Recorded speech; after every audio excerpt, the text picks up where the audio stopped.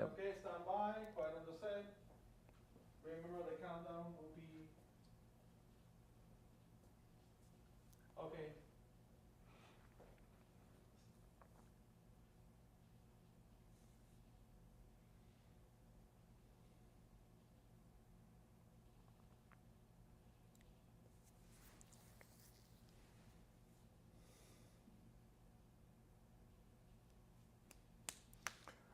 When you're going back home.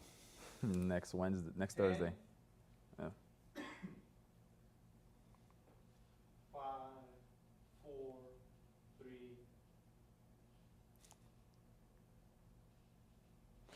And good afternoon. Here we are, another Miami-Dade Chamber of Commerce's member connection. And I know you all get tired of me saying how excited I am about our guests, but you know, we just have so many great guests and members of the chamber who are doing some amazing things. And today I have none other than Mr. Kevin Michael of Invizio. Kevin, how are you, my friend? Hey, I'm doing well. It's such a pleasure to be here, Eric. Good to be sitting with you. I've had the opportunity to watch a couple of these, and I'm happy to be on. No, it's great to have you here in two capacities. You know, you are a member of the chamber. You're a trustee of the chamber, not just a member, you're a trustee, but also now you're a new board member. Yeah, I'm excited about that as well. Yeah, no, we're happy to excited. join. We're excited about having you on the board, and obviously, you know, your work ethic and what you bring to our community. You've been one of those persons, you know, even before joining the board, we did a lot of things together, trying to raise the conversation, not just the conversation, but raise the bandwidth of how we do what we do here in Miami-Dade County, here in South Florida, period. Yeah, I agreed. And you know, that's such an important part of you know, being in this community, right? Finding a way to elevate that conversation, especially amongst Black entrepreneurs and leaders. Exactly, Yeah. and you've been doing that.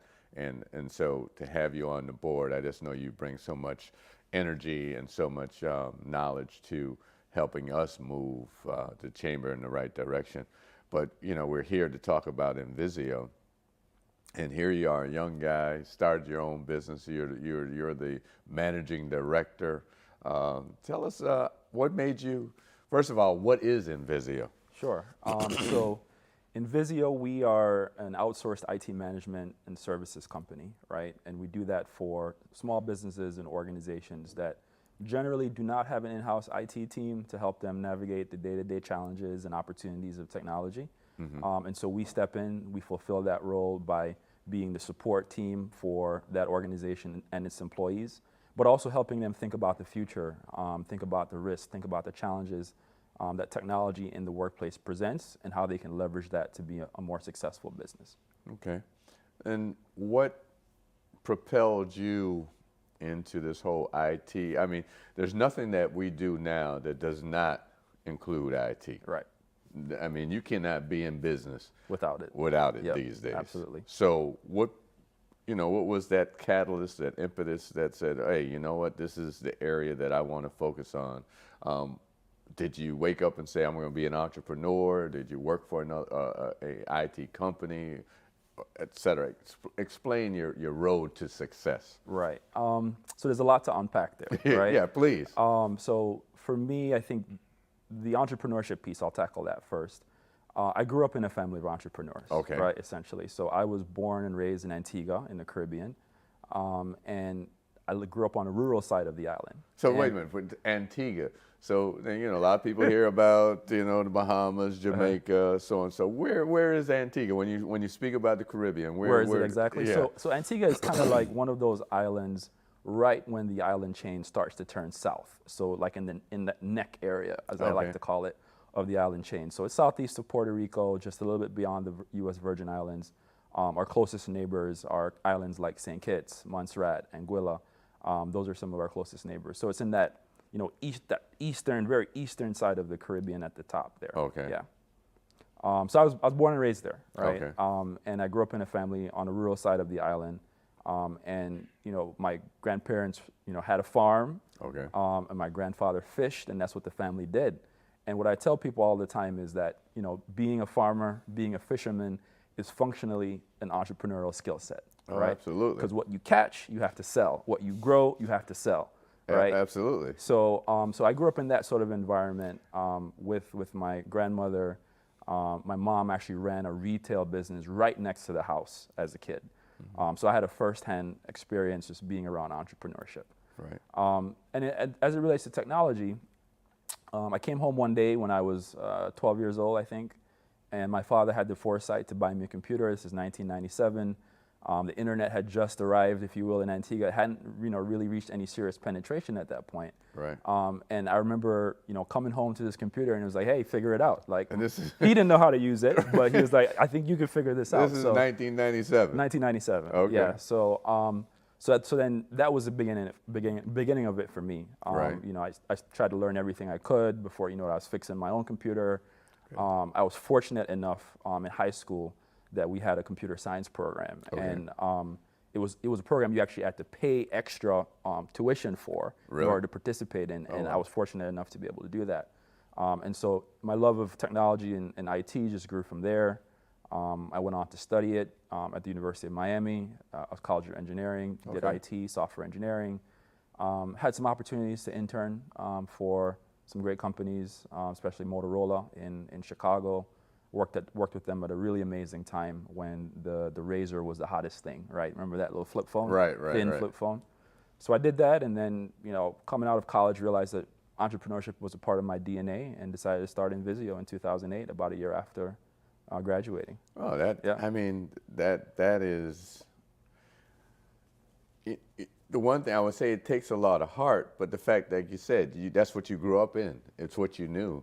And you talk about your grandfather, the fact that, and one thing that I say is that as an entrepreneur, you got to get up and hunt every day. Mm-hmm. And then you got to get out there. And if you're not out there hunting and catching, you don't eat. Right, So exactly. there couldn't have been a better example than your grandfather. Yeah, I agree.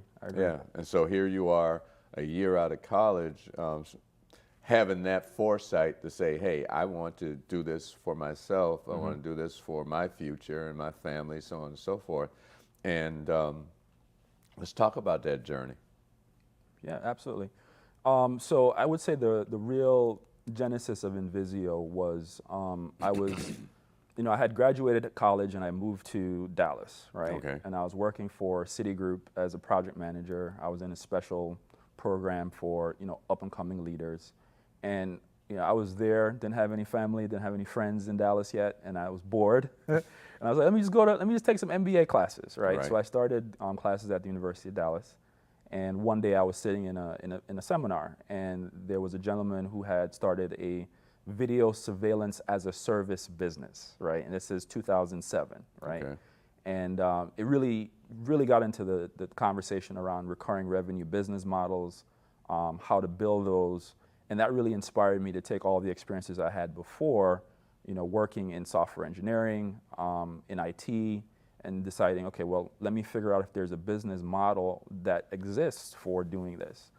And for small companies, specifically what I felt, there was a need for.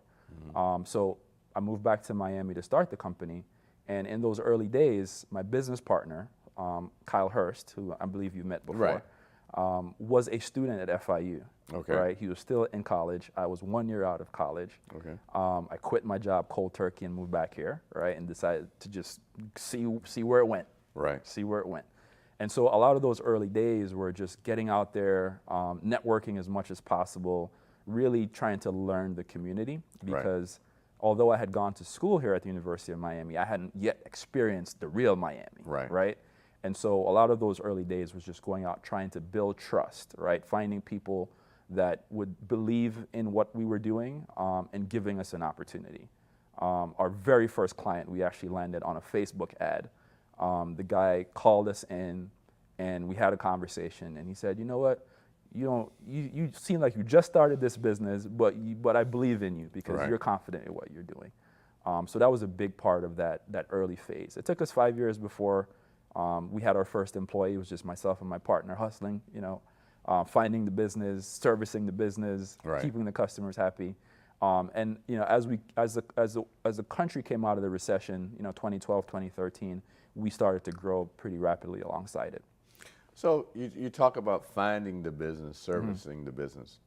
What is that? What is that? Yeah, So to be clear, we provide technical support, right, Right. to companies on a day-to-day basis. So if you have a business, you have 10, 20 employees, maybe more, maybe less.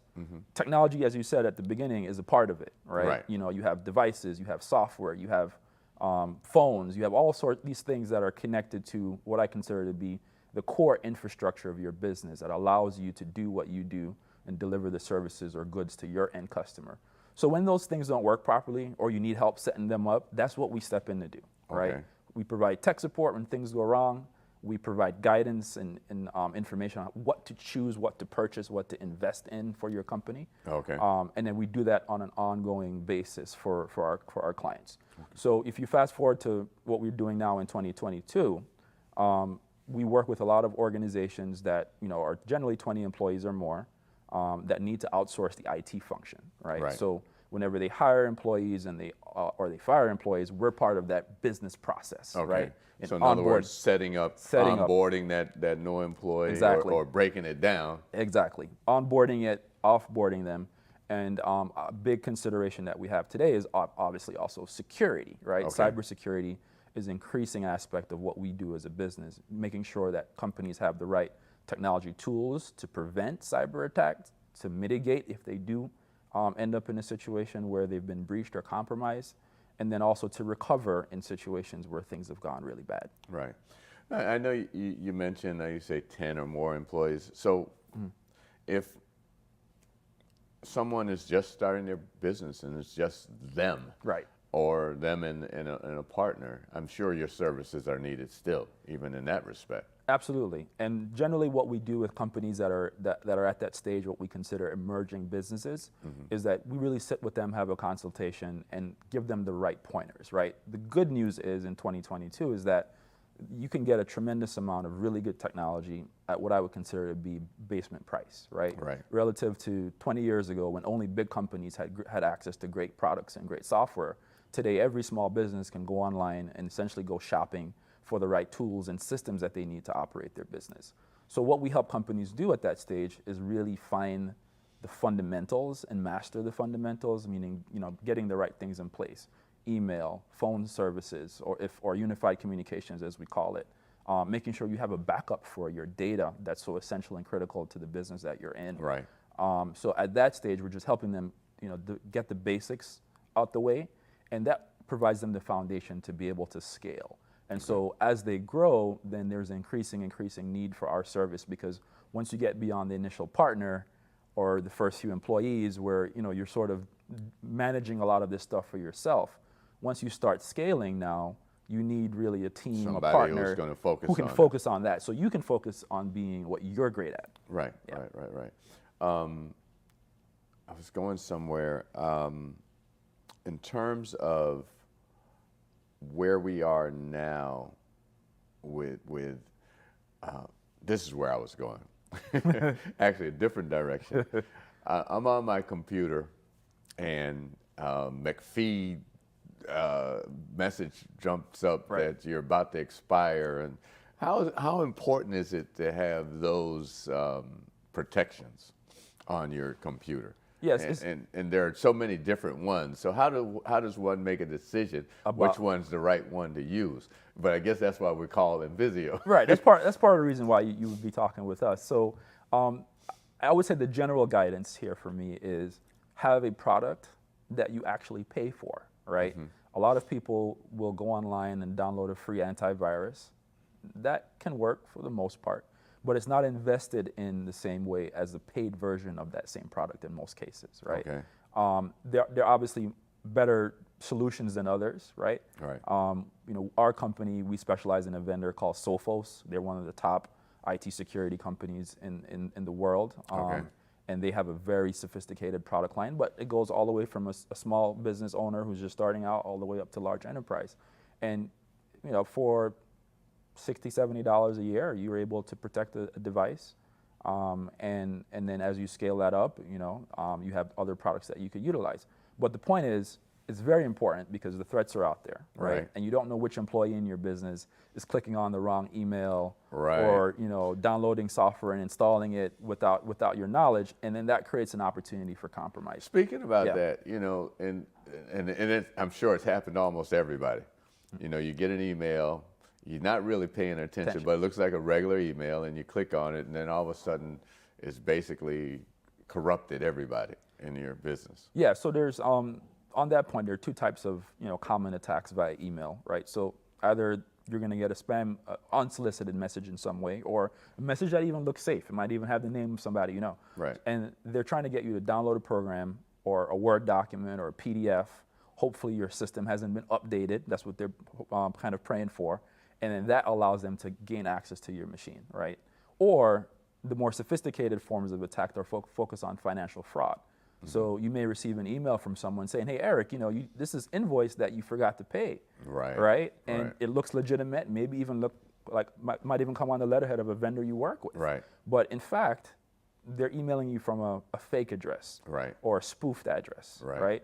And that's what a lot of companies are experiencing today. Business, a lot of phishing is what it's called. Right. Is what is creating a lot of issues and causing real financial pain for companies. Yeah, and even from this simple thing, you get that email from a friend, "Hey, I'm in England, and I was robbed, and can you send me some money?" And I'm sure a lot of us have almost either have been caught by that, or, and I'm like, wait a minute, this is so and so, and at least I have the forthright to pick up the phone and say, "Hey, are you okay?"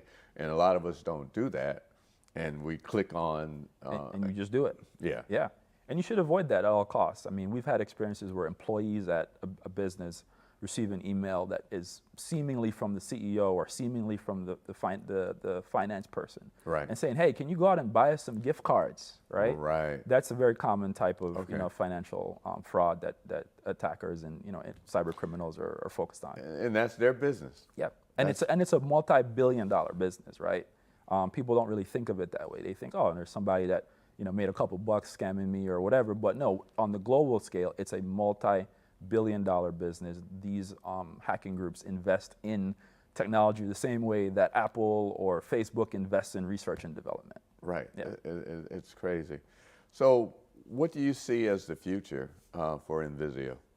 So at this stage, I would say that our company, we've been successful at growing it incrementally year over year.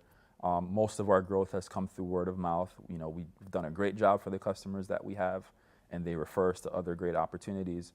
And at this stage, having been in this business now for just over 13 years, we're ready to take the next leap, right? Okay. So last year we were fortunate enough to acquire a small business in our space. Okay. And our growth path forward is very much focused around finding similar or adjacent businesses that we can partner with, whether through a merger or acquisition, in order to continue to fuel our growth.